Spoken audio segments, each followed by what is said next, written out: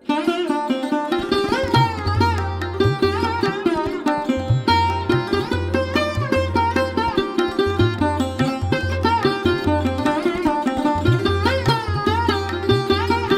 Global ಆಸ್ಪತ್ರೆ ಇಂದು 6 ವರ್ಷದ ಬಾಲಕನಿಗೆ ಅಪರೂಪದ ಮತ್ತು ಸಂಕೀರ್ಣ ಕೊಲೊರೆಕ್ಟಲ್ ಶಸ್ತ್ರಚಿಕಿತ್ಸೆಯನ್ನು ಯಶಸ್ವಿಯಾಗಿ ಪೂರ್ಣಗೊಳಿಸಿದೆ ಎಂದು ಘೋಷಿಸಿದೆ.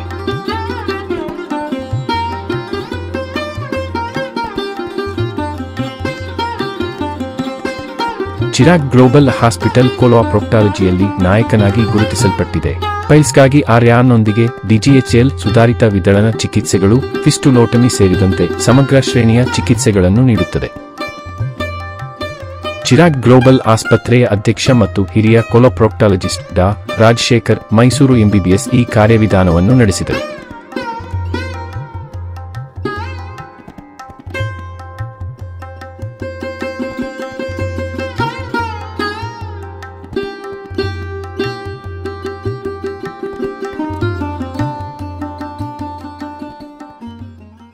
ಮಿತ್ರರೇ, ನಾನು doctor Rajashekhar Mysuru, Chirag global hospitals JP ನಗರಲ್ಲಿ ಒಂದಿದೆ, ಆಮೇಲೆ BTM ಅಲ್ಲಿ ಹೊಸದಾಗಿ ಒಂದು ಶುರು ಮಾಡಿದ್ದೀವಿ.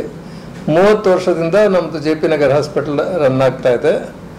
ಅದರಲ್ಲಿ ನಾನು ಗುದದ್ವಾರದ ಭಾಗದಲ್ಲಾಗೋ ಕಾಯಿಲೆಗಳು, ಪೈಲ್ಸು, ಫಿಶರು, ಫಿಸ್ಟುಲಾ, ಪ್ರೊಲ್ಯಾಪ್ಸು, ಕ್ಯಾನ್ಸರ್ಸು, ಇದರ ಬಗ್ಗೆ ನಾನು 28 ವರ್ಷದ ಮೇಲಿಂದ ಬರೀ ಇದರಲ್ಲಿ ಒಂದು ಸ್ಪೆಷಾಲಿಟಿಯಾಗಿ ಡೆವಲಪ್ ಮಾಡಿ ಪ್ರಾಕ್ಟಾಲಜಿ ಅಂತ ಒಂದು ಫಸ್ಟ್ ಟೈಮ್ ನಾವು ಕರ್ನಾಟಕದಲ್ಲಿ, ಇಡೀ ಕರ್ನಾಟಕದಲ್ಲಿ ನಮ್ಮದೇ ಫಸ್ಟ್ ಪ್ರಾಕ್ಟಾಲಜಿ ಸ್ಪೆಷಾಲಿಟಿ ಯೂನಿಟ್ ಅಂತ ಮಾಡಿ, ಈಗ 1 ವರ್ಷದ ಹಿಂದೆ ಹೊಸ ಯೂನಿಟ್ ಸ್ಟಾರ್ಟ್ ಮಾಡಿದ್ವಿ, ಚಿರಾಗ್ ಗ್ಲೋಬಲ್ ಅಂತ.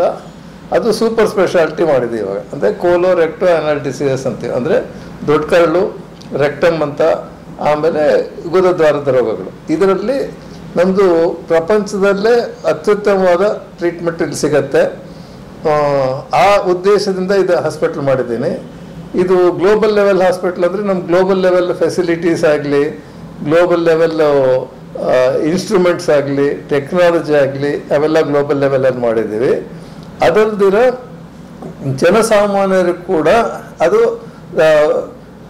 ಅಫೋರ್ಡಬಲ್ ಅಂತೀವಲ್ಲ, ಎಲ್ರಿಗೂ ಅದು ತಾಕತ್ತು ಇರುವಂಥದ್ದು. ಅಂದರೆ ಬರೀ ದುಡ್ಡಿರೋರ್ಗೆ ಮಾತ್ರ ಮಾಡ್ತೀವಿ ಅಂತಿಲ್ಲ. ಸೊ ನಾವು ಸರ್ಜರೀಸು ಕಾಸ್ಟ್ಲಿ ಇದು ಇರುತ್ತೆ, ಬಡವರಿಗೆ ನಾವು ತುಂಬ ಕಡಿಮೆಗೆ ಅವ್ರಿಗೆ ಎಷ್ಟಾಗುತ್ತೋ ಅಷ್ಟು ಆ ರೇಟ್ಗೂ ಮಾಡ್ತಾ ಇದ್ದೀವಿ. ನಮಗೇನೆಂದರೆ ಎಲ್ಲರಿಗೂ ಈ ಫೆಸಿಲಿಟೀಸು, ಈ ಸೌಲಭ್ಯ ಸಿಗಬೇಕು, ಆಮೇಲೆ ಎಲ್ಲರಿಗೂ ಚೆನ್ನಾಗಿ ಗುಣ ಆಗಬೇಕು ಅಂತ. ನಮ್ಮದು ಸ್ಪೆಷಾಲಿಟಿ ಏನಂದರೆ ಬೆಳಿಗ್ಗೆ ಬರ್ತಾರೆ ಆಪ್ರೇಷನ್ಗೆ, ಸಾಯಂಕಾಲ ಅಥವಾ ನೆಕ್ಸ್ಟ್ ಡೇ ಮಾರ್ನಿಂಗ್ ಮನೆಗೆ ಹೊರಟೋಗ್ತಾರೆ. ಅಷ್ಟು ಸುಲಭ ಆಗಂದರೆ ಎಲ್ಲ ಹೈ ಎಂಡ್ ಟೆಕ್ನಾಲಜೀಸ್, ಈ ಪ್ರಪಂಚದಲ್ಲಿ ಏನೇನು ಟೆಕ್ನಾಲಜಿ ಇದೆಯೋ ಅದೆಲ್ಲ ನಮ್ಮ ಹತ್ರ ಇದೆ. ಲೇಸರ್ಸ್ ಆಗ್ಬೋದು, ಡಾಪ್ಲರ್ ಅಂತ ಹೇಳಿ, ಇನ್ಫ್ರಾರೆಡ್ ಕೋಆಗ್ಯುಲೇಷನ್ ಅಂತ, ರೇಡಿಯೋ ಫ್ರೀಕ್ವೆನ್ಸಿ ಯೂನಿಟ್ ಅಂತ, CEREG ಅಂತ, ಏನೇನು ಅದಕ್ಕೆಲ್ಲ ಇನ್ವೆಸ್ಟ್ಮೆಂಟ್ ಇದೆ ಎಲ್ಲ ನಂದು ಇರೋದು. ಇದೆಲ್ಲ ಇದರಲ್ಲೇ ಮಾಡಿದ್ದೀನಿ ನಾನು. ಇದರಲ್ಲೇ ನಂಗೆ ಪ್ಯಾಷನ್ನು. ಅಂದರೆ ನಮಗೆ ಈ ನಮ್ಮ ಹಾಸ್ಪಿಟ್ಲಲ್ಲಿ ಈ ಗುದದ್ವಾರ ರೋಗಗಳಿಗೆ ಇದು ಸಿಗದೇ ಇದ್ದರೆ ಅದು ಇನ್ನೆಲ್ಲೂ ಸಿಗಲ್ಲ ಅನ್ನೋ ಅಷ್ಟು ಲೆವೆಲ್ಗೆ ಹೋಗಬೇಕು ಅಂತ. ಅದರಿಂದ ಇದು ನಮ್ಮದೊಂದು ಟ್ರೆಷರಿ ಕೇರ್ ಥರ. ಎಲ್ಲಿ ಪ್ರಾಬ್ಲಮ್ಸ್ ಆಗಿರುತ್ತೆ, ಕಾಂಪ್ಲಿಕೇಶನ್ಸ್ ಆಗಿರುತ್ತೆ, ಮಿಸ್ ಆಗಿರುತ್ತೆ, ಮತ್ತೆ ಮತ್ತೆ ಬರ್ತಾ ಇರುತ್ತೆ, ಅವರೆಲ್ಲ ನಮ್ಮ ಹತ್ರ ಬರ್ತಾರೆ. ನಮಗೆ ಇಡೀ ಪ್ರಪಂಚದಿಂದ ಜನಗಳು ಬರ್ತಾರೆ. ಪ್ರಪಂಚದಲ್ಲೋ ಎಲ್ಲ ಕಾಂಟಿನೆಂಟ್ಸ್ ಅಂತೀವಿ, ಖಂಡಗಳಿಂದಾನು ಇಲ್ಲಿ ಬಂದು ಮಾಡಿಸ್ಕೊಂಡಿದೆ. ಯುರೋಪಿಂದ ಅಂತೂ ರೆಗ್ಯುಲರ್ ಆಗಿ ಬರ್ತಾ ಇರ್ತಾರೆ. ಪ್ರತಿ ವಾರ ನನಗೆ ಒಂದು ಪೇಷಂಟ್ ಅಟ್ಲೀಸ್ಟು ಯುರೋಪಿಯನ್ ಕಂಟ್ರೀಸು ಇಲ್ಲ ಅಮೆರಿಕಾಯಿಂದ ಅಲ್ಲೆಲ್ಲ ಬಂದು ಮಾಡಿಸ್ಕೊಂಡು ಹೋಗ್ತಾರೆ. ಅದು ಚೀಪ್ ಆಗುತ್ತೆ ಅಂತ ಬಂದು ಮಾಡಿಸ್ಕೊಳ್ಳೋದಲ್ಲ. ಏನಕ್ಕೆ ಅಂದರೆ ಇಲ್ಲಿ ನಮಗೆ ಅಲ್ಲಿ ಗುಣ ಆಗದಿರ 2 ಸಲ 3 ಸಲ ಆಪ್ರೇಷನ್ ಆಗಿ ಮತ್ತೆ ಬಂದಿರೋರು ನಮಗೆ ಇದರಲ್ಲಿ ಗೂಗಲಲ್ಲಿ, ಯೂಟ್ಯೂಬಲ್ಲಿ ಇಲ್ಲ ಯಾರೋ ಜನಗಳು ಹೇಳೋದು ಕೇಳಿಸ್ಕೊಂಡು ಇಲ್ಲಿ ಬಂದು ಮಾಡಿಸ್ಕೊಂಡು ಹೋಗ್ತಾ ಇದ್ದಾರೆ. ಅಂದರೆ ಇದಕ್ಕೆ ನಮಗೆ ಹೆಮ್ಮೆ ಏನು ಅಂದರೆ ನಾವು ಇಂಡಿಯಾಲಿದ್ದು ನಾವು ವರ್ಲ್ಡ್ ಕ್ಲಾಸ್ ಟ್ರೀಟ್ಮೆಂಟು ಇದಕ್ಕೆ ಕೊಡ್ತಾ ಇದ್ದೀವಿ ಅಂತ. ಇದನ್ನು ನಾವು ಇನ್ನೂ ಬೇರೆ ತೊಗೊಂಡು ಹೋಗಬೇಕು ಅಂತ ರಿಸರ್ಚ್ ಸ್ಟಾರ್ಟ್ ಮಾಡಿದ್ದೀವಿ. ಆಮೇಲೆ ಹೊಸ ಹೊಸ ಗ್ಯಾಡ್ಜೆಟ್ಸು ನಾವೇ ಕೆಲವು ಗ್ಯಾಡ್ಜೆಟ್ಸ್ ಎಲ್ಲ ಡೆವಲಪ್ ಮಾಡಿದ್ದೀವಿ.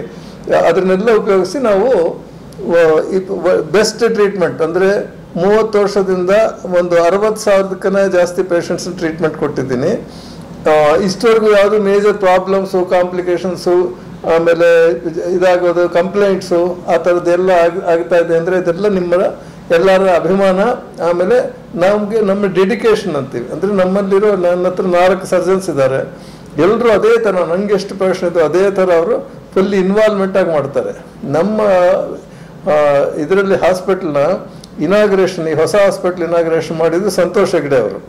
ಅವತ್ತು ನಾನು ಅದನ್ನ ಇನಾಗ್ರೇಷನ್ ಅನ್ನಲಿಲ್ಲ, consecration ceremony of the hospital. ಅಂದರೆ ಒಂದು ದೇವಸ್ಥಾನವನ್ನು ಹೇಗೆ ಇದು ಮಾಡ್ತಾರೋ ಆ ಥರ ನಮಗೆ ಈ ಹಾಸ್ಪಿಟಲ್ ದೇವಸ್ಥಾನದ ಥರ ಇಲ್ಲಿ ಬರೋ ಪೇಷಂಟ್ಗಳೆಲ್ಲ ನಮ್ಗೆ ದೇವರು ಅಂತ.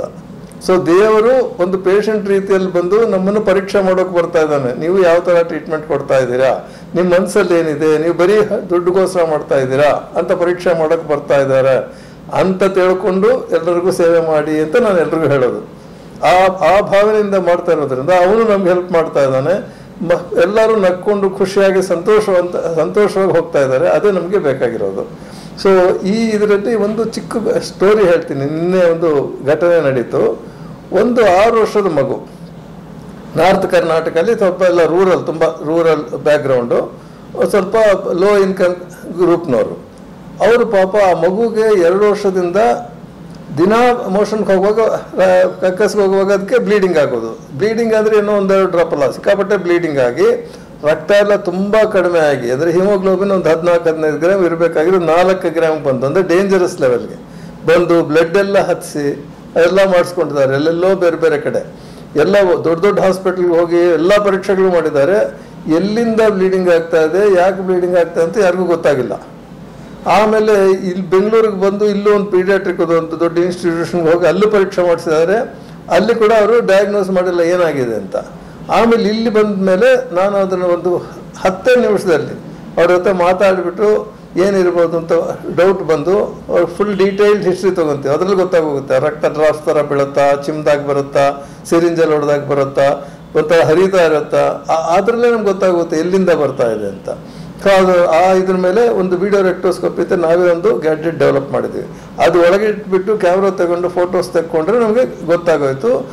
ಈ ವಯಸ್ಸಲ್ಲಿ ನಾವು ಪೈಲ್ಸ್ ನೋಡೇ ಇಲ್ಲ. 6 ವರ್ಷದ ಮಕ್ಕಳಿಗೆ ಪೈಲ್ಸ್ ಅನ್ನೋದು ನಮಗೆ ಕೇಳೇ ಇಲ್ಲ, ನೋಡೂ ಇಲ್ಲ. ನಾನು ಯಂಗೆಸ್ಟ್ ಏಜ್ ಆಪ್ರೇಷನ್ ಮಾಡಿರೋದು 13 ವರ್ಷದ ಮಗು. ಅಂಥದ್ದು ಈ 6 ವರ್ಷದ ಮಗು ಒಂದು ಚಿಕ್ಕ ಪೈಲ್ಸ್ ಥರ ಕಾಣಿಸ್ತು. ಫೋಟೋಸ್ ಎಲ್ಲ ಇದೆ ಅದು.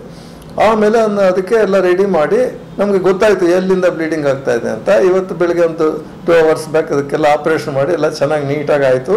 ದೇವ್ರದಿಂದ ಎಲ್ಲ ಚೆನ್ನಾಗಿ ಆಗ್ತಾ ಇದೆ. ಸೊ ಇದರಿಂದ ತಿಳ್ಕೋಬೇಕಾಗಿದ್ದೇನೆಂದರೆ, ಪ್ರತಿ ಕಾಯಿಲೆಗೂ ಟ್ರೀಟ್ಮೆಂಟ್ಗನ್ನ ಮುಖ್ಯ ಡಯಾಗ್ನೋಸಿಸ್. ಅಂದರೆ ಏನು ಕಾಯಿಲೆ ಅಂತ ತಿಳ್ಕೊಳ್ದೇನೋ ನಾವು ಟ್ರೀಟ್ಮೆಂಟ್ ಕೊಟ್ಟರೆ ಅವಾಗೇನೋ ರಕ್ತ ಕಡಿಮೆ ಆಗಿದೆ, ರಕ್ತ ಹಾಕಿಬಿಡ್ತೀವಿ. ರಕ್ತ ಏನಕ್ಕೆ ಕಡಿಮೆ ಆಗಿದೆ, ರಕ್ತ ಬರ್ತಾ ಇದೆ, ಎಲ್ಲಿಂದ ಬರ್ತಾ ಇದೆ, ಆಮೇಲೆ ಇಂಥ ಕಡೆಯಿಂದ ಬರ್ತಾ ಇದೆ, ಯಾಕೆ ಬರ್ತಾ ಇದೆ, ಏನು ಕಾಯಿಲೆ, ಇದಿಷ್ಟು ತಿಳ್ಕೋಬೇಕು. ಅದನ್ನು ಕಂಪ್ಲೀಟ್ ಡಯಾಗ್ನೋಸಿಸ್ ಅಂತೀವಿ. ಅದನ್ನು ನಾನು ಇನ್ಸಿಸ್ಟ್ ಮಾಡ್ತೀನಿ. ನಮ್ಮ ಹತ್ರ ಮಾಡೋ ಎಲ್ಲ ಡಾಕ್ಟರ್ಸು ಫುಲ್ ಟೀಮು ಅದ್ರ ಮೇಲೆ. ನಾನು ಫಸ್ಟ್ ಕೇಳೋದು ಏನು ಕಾಯಿಲೆ, ಅವ್ರು ಬಂದುಬಿಟ್ಟು ಟ್ರೀಟ್ಮೆಂಟ್ ಹೇಳಿದ್ರೆ ಒಪ್ಪಲ್ಲ ನಾನು. ಸೊ ಅದು ಏನು ಕಾಯಿಲೆ, ಆ ಕಾಯಿಲೆಯಿಂದ ಅವ್ರಿಗೆ ಆ ಸಿಂಪ್ಟಮ್ ನಾವು ಕಾಯಿಲೆಗೆ ಟ್ರೀಟ್ಮೆಂಟ್ ಕೊಟ್ಟಾಗ ಆ ಸಿಂಪ್ಟಮ್ ವಾಸಿ ಆಗಬೇಕು. ಆ ಸೈಕಲ್ ಫಿನಿಶ್ ಆಗದೆ ಇದ್ರೆ ರಿಸಲ್ಟ್ಸ್ ಚೆನ್ನಾಗಿರಲ್ಲ. ಏನೋ ಒಂದು ಆಪ್ರೇಷನ್ ಮಾಡಿದ್ದಾರೆ ಅಂತ ಹೇಳ್ತಾರೆ. ನಮ್ಮ ಹತ್ರ ಬರೋದ್ರಲ್ಲಿ ಅಟ್ಲೀಸ್ಟ್ 1/3 ಅಂದರೆ 10 ಜನ ಪೇಷಂಟ್ ನೋಡಿದ್ರೆ 3 ಜನ ಪೇಷಂಟು ಎಲ್ಲ ಬೇರೆ ಕಡೆ ಆಪ್ರೇಷನ್ ಮಾಡಿಸ್ಕೊಂಡು ಮತ್ತೆ ಬರೋದು, ಇಲ್ಲ ಕಾಂಪ್ಲಿಕೇಶನ್ ಆಗಿ ಬರೋದು. ಅದೆಲ್ಲ ನೋಡಿ ತುಂಬ ಬಾಧೆ ಆಗುತ್ತೆ. ಅಂದರೆ ಈ ಜಾಗ ಇದೆಯಲ್ಲ, ಈ ಗುದದ್ವಾರದ ರೋಗಗಳು ಪೇಷಂಟು ನೆಗ್ಲೆಕ್ಟ್ ಮಾಡ್ತಾರೆ. ಫಸ್ಟೇ ಬರಲ್ಲ, ಹೀಟ್ ಆಗಿದೆ ಅದಾಗಿದೆ ಅಂದ್ಕೊಂಡು ಎಳ್ನೀರು ಕೊಡ್ಕೊಂಡು ಮನೇಲಿ ಕೂತಿರ್ತಾರೆ. ಇಲ್ಲ ಅವ್ರು ಬೇರೆ ಹತ್ರ ಡಿಸ್ಕಸ್ ಮಾಡಲ್ಲ.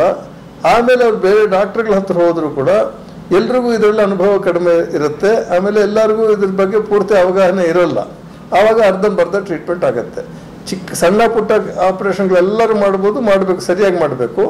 ಕಾಂಪ್ಲಿಕೇಟೆಡ್ ಕೇಸಸ್ಸು, ಕಾಂಪ್ಲೆಕ್ಸ್ ಕೇಸಸ್ಸು ಅದನ್ನು ಡ್ಯಾಮೇಜ್ ಮಾಡಿದ್ರೆ ಈ ಥರ ನಮ್ಮದು ಟೆರ್ಷರಿ ಕೇರ್ ಅಂತೀವಿ. ಅಂದರೆ ಇಲ್ಲಿ ಬಂದರೆ ಇದು ಲಾಸ್ಟು, ಇಲ್ಲಿ ಆಗಲ್ಲ ಅನ್ನೋ ಚಾನ್ಸೇ ಇಲ್ಲ. ಎಂಥ ಆಪ್ರೇಷನ್, ಎಂಥ ಕಾಯಿಲೆ ಬಂದರೂ ಅದನ್ನ ಏನೋ ಒಂದು ಇಂಪ್ರೂವ್ ಮಾಡೇ ಕಳಿಸ್ತೀವಿ. ನಮ್ಮ ಕೈಲಿ ಆಗಲ್ಲ ಅಂತ ಹೇಳೋ ಇದಿರಲ್ಲ. ಆ ಲೆವೆಲ್ ಇರೋದ್ರಿಂದ ಕಾಂಪ್ಲೆಕ್ಸ್ ಕೇಸುಗಳೆಲ್ಲ ನಮ್ಮ ಹತ್ರ ಕಳಿಸ್ಬೇಕು. ಎಷ್ಟೋ ಜನ ಡಾಕ್ಟರ್ಗಳು, ಡಾಕ್ಟರ್ ಅಂಜನಪ್ಪ ಅಂತ ಇದ್ದಾರೆ, ಅವ್ರನ್ನ ಕೊಂಡಿ ಡಾಕ್ಟರ್ ಅಂತ ಹೇಳ್ತಾರೆ, ಅವರೇ ಹೇಳ್ಕೊತಾರೆ. ಅವರು ಕೂಡ ಎಷ್ಟೋ ಪಾಪ ಕಾಂಪ್ಲೆಕ್ಸ್ ಕೇಸುಗಳೆಲ್ಲ ನಮ್ಮ ಹತ್ರ ಏನು ಹೆಸಿಟೇಷನ್ ಮಾಡಿದ್ರೆ ಕಳಿಸ್ತಾರೆ. ಆ ಥರ ಬೇರೆ ಇವಾಗ ಸರ್ಜನ್ಸ್ ಎಲ್ಲ ಕಳಿಸ್ತಾ ಇದ್ದಾರೆ. ಬೇರೆ ದೇಶಗಳಿಂದ ಬರ್ತಾರೆ. ಇಡೀ ನಮಗೆ ವೆಸ್ಟ್ ಬೆಂಗಾಲು, ಅಸ್ಸಾಮು, ನಮ್ದು ಮಾರ್ಕೆಟಿಂಗಿಂದನೂ ಅಲ್ಲ, ನಾವೇನು ಅದನ್ನು ಜಾಸ್ತಿ ಮಾರ್ಕೆಟಿಂಗ್ ಮಾಡೋಕ್ಕೆ ಹೋಗಲ್ಲ. ಬಟ್ ಜನರಿಂದ ಒಬ್ಬರಿಂದ ಒಬ್ರಿಗೆ ಗೊತ್ತಾಗಿ ಬರ್ತಾ ಇದ್ದಾರೆ. ಸೊ ಅದಕ್ಕೇನೆಂದರೆ ನಮಗೆ ಹೆಮ್ಮೆ ಏನಂದರೆ ಬೆಸ್ಟ್ ಟ್ರೀಟ್ಮೆಂಟ್ ಸಿಗಬೇಕು ಅಂತ. ಅದರಿಂದನೇ ನಾವು ಎಲ್ಲರಿಗೂ ಸಿಗಬೇಕು. ಅವರು ಹಣವಂತರ ಬಡವಂತರ ನಮಗೆ ಮುಖ್ಯ ಅಲ್ಲ.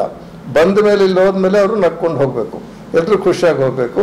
ಈ ಉದ್ದೇಶದಿಂದ ಈ ಆಸ್ಪತ್ರೆ ಶುರು ಮಾಡಿದ್ದೀನಿ. ಎಲ್ಲರೂ ನಿಮ್ಮೆಲ್ಲರ ಸಹಕಾರ ಬೇಕು ಅಂತ ನಾನು ನನ್ನ ವಿನಂತಿ.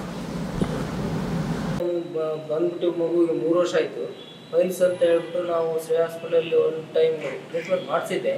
ಟ್ರೀಟ್ಮೆಂಟ್ ಮಾಡಿಸಿದಾಗ ಹುಷಾರಾಗಿರಲಿಲ್ಲ.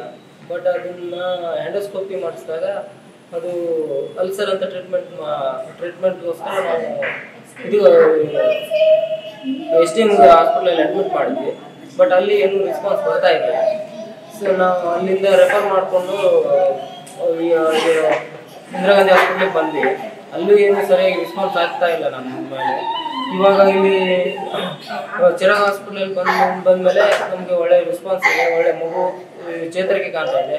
ನೋಡ್ತಾ ಇದ್ದೀವಿ, ಇವಾಗ ಆಪರೇಷನ್ ಕಟ್ ಮಾಡಿ ಫೈಲ್ಸ್ನ ರಿಮೂವ್ ಮಾಡಿದ್ದಾರೆ. ಇವಾಗ ಹುಷಾರಾಗಿದ್ದಾರೆ, ಸ್ವಲ್ಪ ಇನ್ನೊಂದು ಹೋಪ್ ಇದೆ, ಚೆನ್ನಾಗಿದೆ. ನಮ್ಗೆ ಒಳ್ಳೆ ರೆಸ್ಪಾನ್ಸ್ ಸಿಕ್ಕಿದೆ, ಒಳ್ಳೇದಾಗಿದೆ ಅಂತ ಅಂದ್ಕೊಂಡಿದ್ದೀನಿ. ಡಾಕ್ಟರ್ ಯಾವ ಥರ ಟ್ರೀಟ್ ಮಾಡಿದ್ರು? ಒಳ್ಳೆ ಟ್ರೀಟ್ ಮಾಡಿದ್ದಾರೆ. ಡಾಕ್ಟರ್ ಬಗ್ಗೆ ಹೇಳೋ ಮಾತಿಲ್ಲ, ಒಳ್ಳೆ ಟ್ರೀಟ್ಮೆಂಟ್ ಇದೆ. ಯಾವುದೇ ರೀತಿಯಿಂದ ಚಿಕ್ಕ ಮಗು ಅಂತ ನಾವು ಭಾಳ ಹೆದರಿದ್ವಿ. ಇವಾಗ ಒಳ್ಳೆ ರೆಸ್ಪಾನ್ಸ್ ಇದೆ. ತಮ್ಮ ಹೆಸರು? ಕಳಕಪ್ಪ ಅಂತ ಹೇಳ್ಬಿಟ್ಟು, ಗದಗ ಡಿಸ್ಟಿಕ್, ಗದಗ ಗಜೇಂದ್ರಗಡ ತಾಲೂಕು, ನಿಡಗುಂದಿ ಗ್ರಾಮ.